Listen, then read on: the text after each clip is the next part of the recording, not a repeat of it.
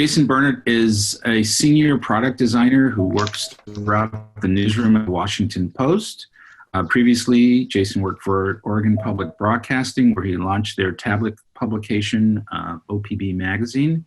He graduated from the University of Oregon in 2011, and he was the first art director, lead designer for the first edition of OR Magazine. Welcome, Jason. Thanks so much for having me. Yeah. So tell me, just kind of recount like your transition from the SOJC into your career. What was your launch? Yeah. I always knew I wanted to go into like some form of like media. Like growing up, I always loved like audio and video and, making movies with friends. But I didn't really know what that looked like as a career. So when I went off to college, I tried a few different things. I was thinking about maybe an art degree, but didn't know if that was such a good idea. But ultimately I ended up talking to my older sister, who actually went to the U of O and graduated from the J School in advertising, which there's nothing wrong with that. But then she was like, well, we thought about journalism. And as I dived into journalism, I was thinking maybe getting into like reporting or feature writing. But as I started working more like with magazines and print productions, I really loved the visual aspect of it. And I loved like the immediate impact like a visual could have on a reader. They say, picture's worth 1,000 words. And I think really the visuals that we put in front of readers can have such a strong, like, not just like an informative impact, but a really emotive impact. And I love seeing that. And I really wanted to learn like, well, how can I do that? How can I learn how to do that really, really well? So that's why I started picking up at the J School with like OR Magazine and a few other print publications as well. And so when I left and started my career, I was trying to find those little pockets where I could explore visual journalism, explore design. But because I had always loved like the technical side of things and, working with computers and wanting to learn how to code, there was this really natural progression into like that iPad magazine space, which then kind of let me get into like the visual journalism work that I do now, like online.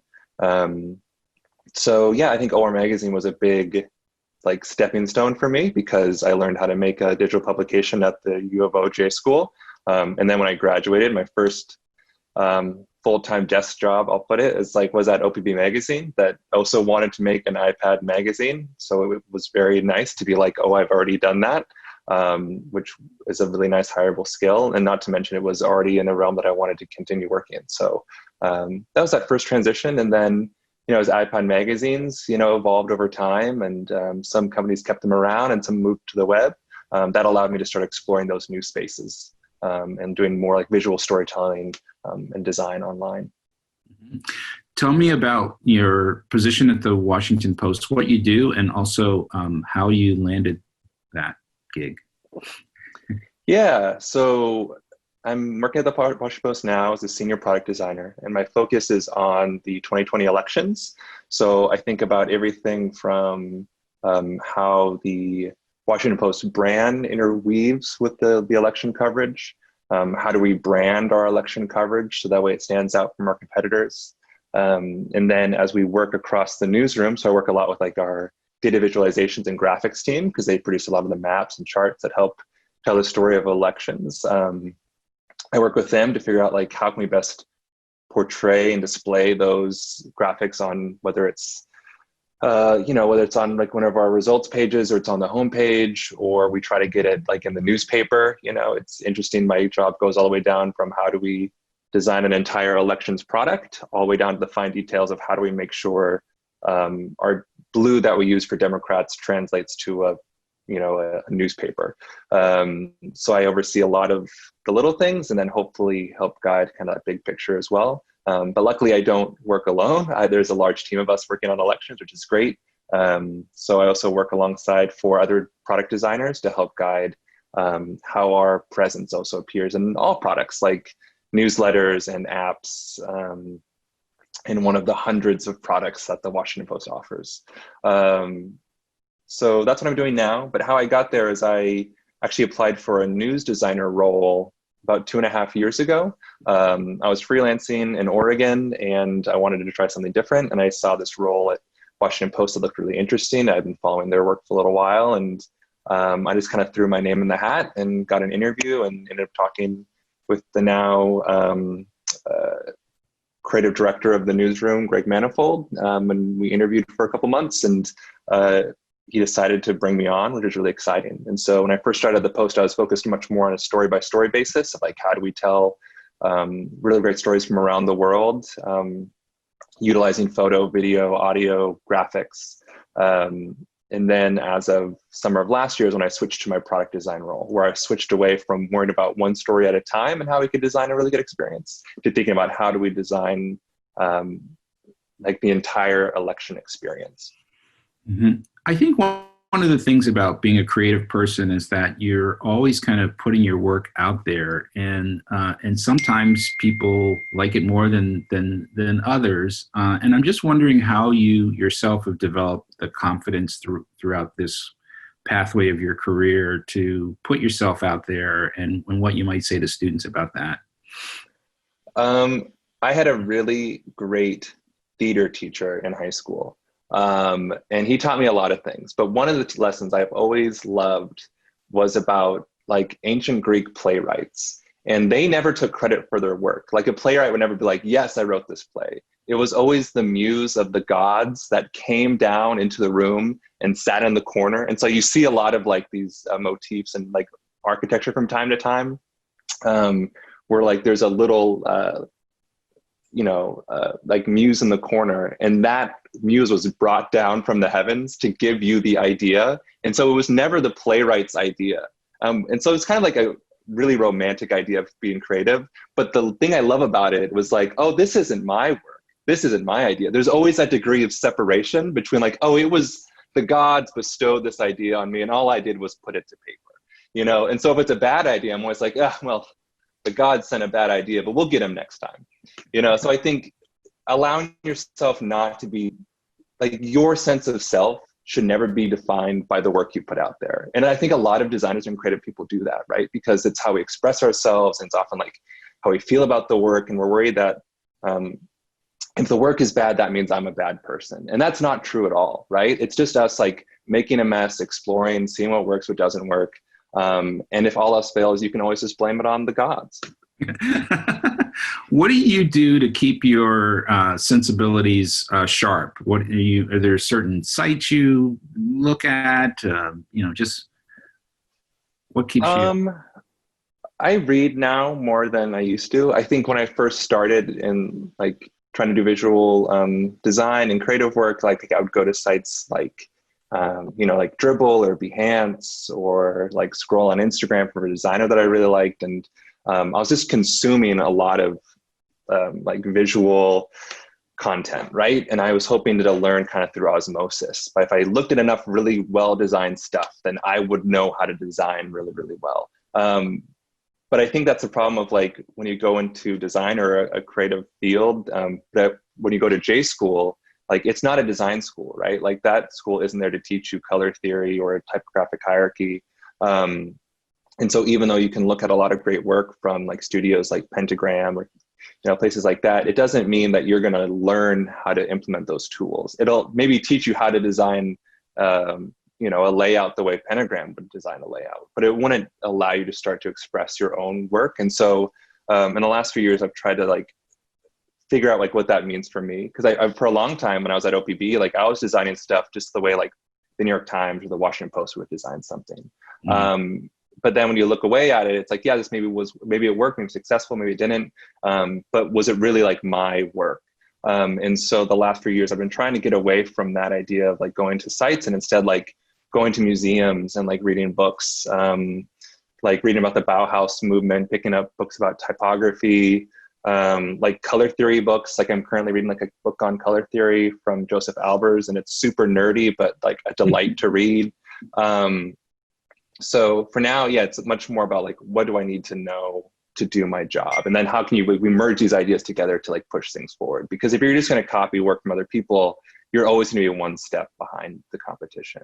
And so when you get into a real job or whatever, like when you get out of school, like you have to start worrying about the competition. You got to start worrying about what does it mean to like build a good product. And so I think to do that, you have to start kind kind of like going back to the roots and building up something new from scratch.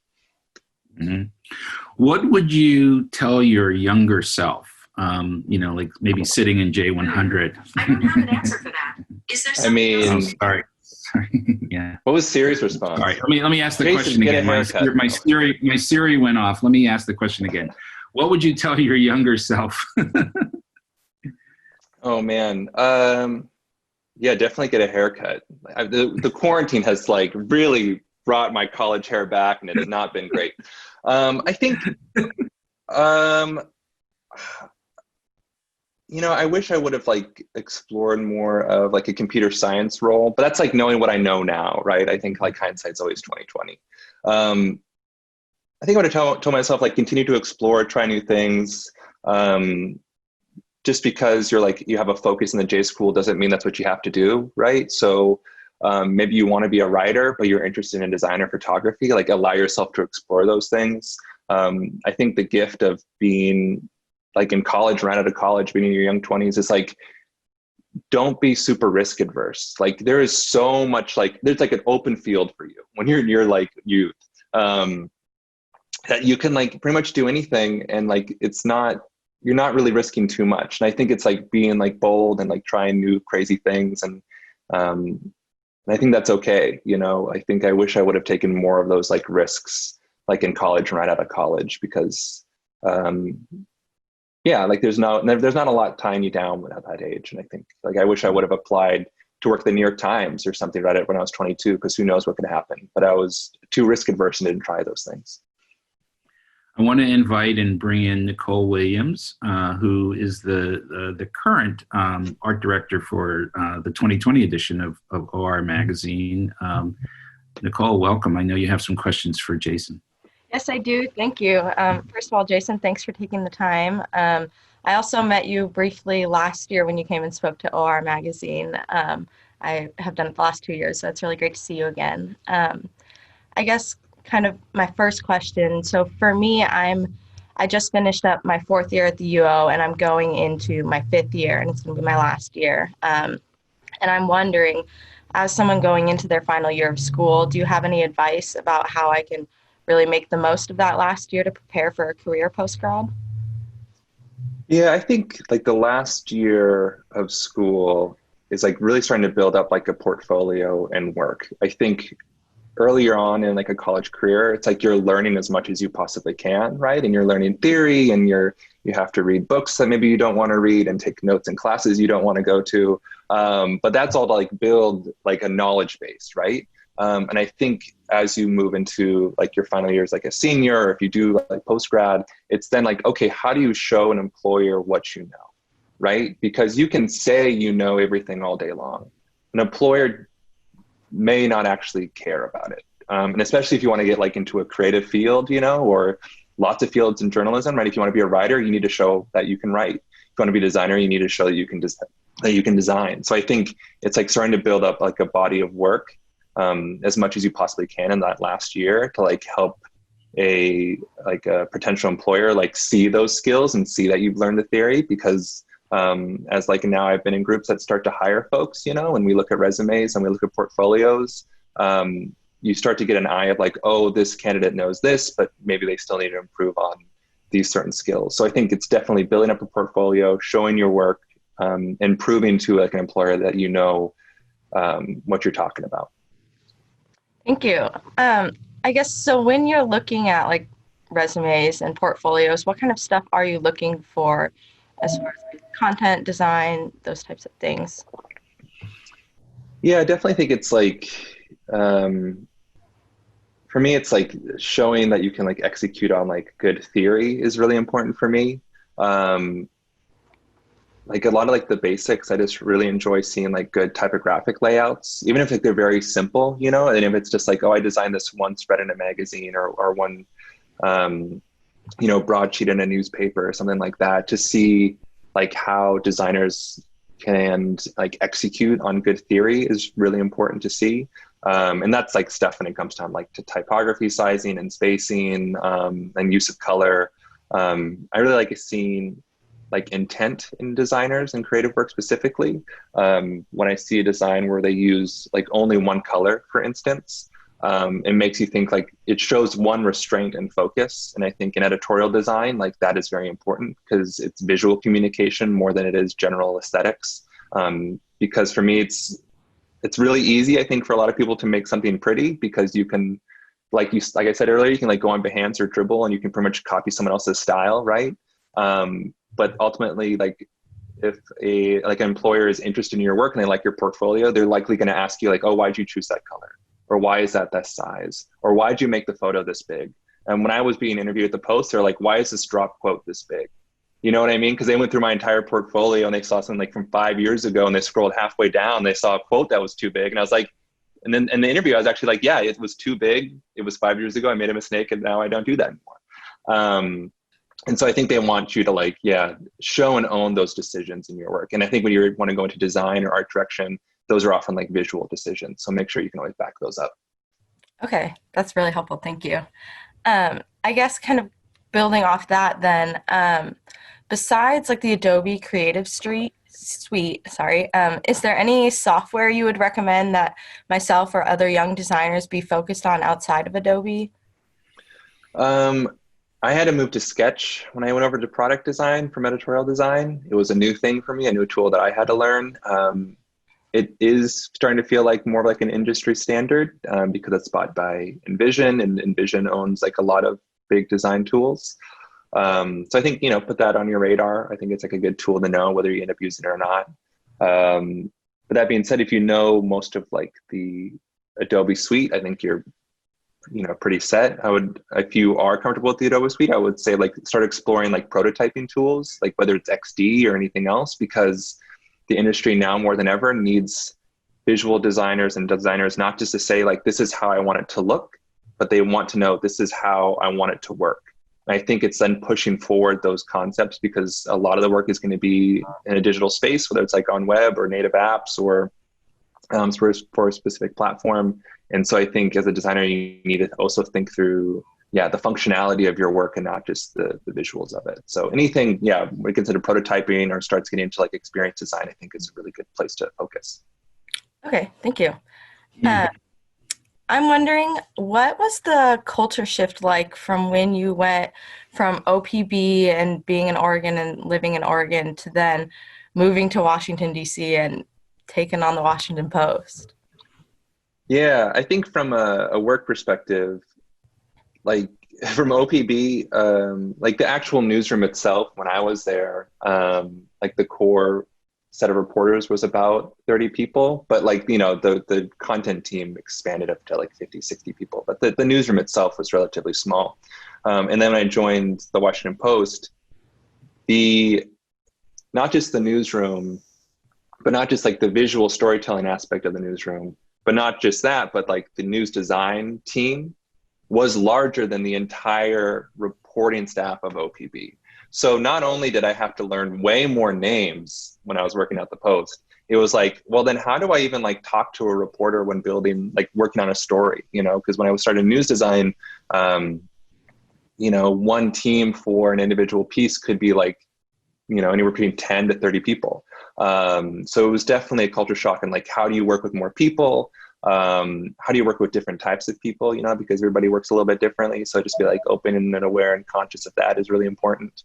So I think, working at a larger company is really exciting because you get to do a bunch of new things and you get to explore a bunch of different work, which I think was like going from the Post. That was very exciting for me. And you get to learn from a lot of people who have been doing this work for a very, very long time and are very, very good at it, which is exciting. And then going from Oregon to DC was a bit of a culture shock too, just because like the nature's not as good, out here. Like there's no real mountains. There's like tall hills, right? And like they say there's waterfalls, but you get there and it's just like a creek that decided to fall down a hill.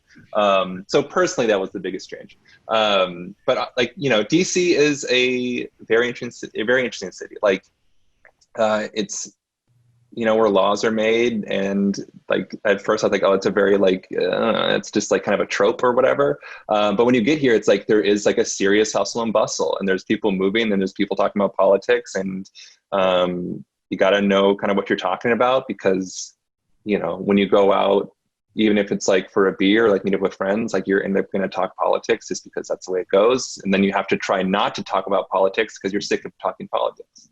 So I think that was a culture shock too, because in Oregon, it's very like, I don't know, you'd rather talk about like kombucha or something, you know what I mean? Totally. All right. Thank you, Jason. This has been great. Knowing Jason, I know, Nicole, if you have other questions, he'd be more than pleased to let you follow up. Thank you. We really appreciate this. It's great to see your success, and we'll keep following it. Thank you. Yeah, thank you so much, Thank you. Jason. And thank you Yeah. too.